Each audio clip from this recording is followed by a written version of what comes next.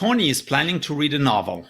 The table above shows information about the novel, Tony's reading speed, and the amount of time he plans to spend reading the novel each day.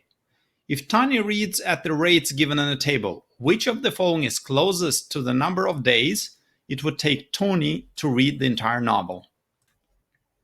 We're trying to find how long it would take Tony to read the novel. And the table provides a lot of information, so let's scrutinize whatever we're offered. Number of hours Tony plans to read the novel per day. Sounds like a very relevant information. Of course, it matters whether he reads 1 hour or 4 hours a day. So in this case, we're provided that he plans to read 3 hours a day. So let's note this information as very useful. Number of parts in the novel, 8. We might need this information, but we might have more precise details down below. So let's pass on it for now. Number of chapters in the novel.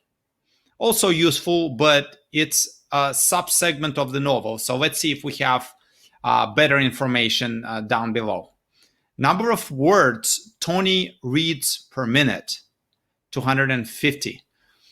This is a very useful information because besides the time that Tony spends reading, the speed of his reading would also impact how much he accomplishes each day. So let's mark this information as potentially very useful. Number of pages in the novel, 1078. That seems like a useful information, number of pages.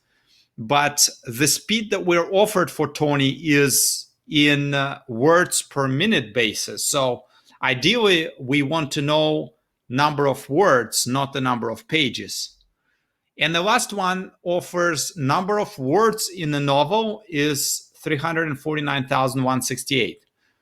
Number of words in the novel is ideal. And this is exactly the last piece of information that we can use. And let's now organize this and try to solve the problem. So let's write down that we will have Tony read for 3 hours per day. Also, let's write down that the speed is words per minute at 250. It's useful to know it in words per minute basis, but let's convert it into words per day, which would be more useful for us, considering that we know that Tony will read for 3 hours every day. So if per minute he reads 250, then per hour he should read 250 times 60 because there is 60 minutes in an hour. And then let's also multiply it by 3, which is the number of hours that Tony will read per day. And that leads us to the number 45,000, which represents the number of words that Tony will read per day. Given that the length of novel is 349,168 words, we can divide it by how much Tony can read in a day, which is 45,000.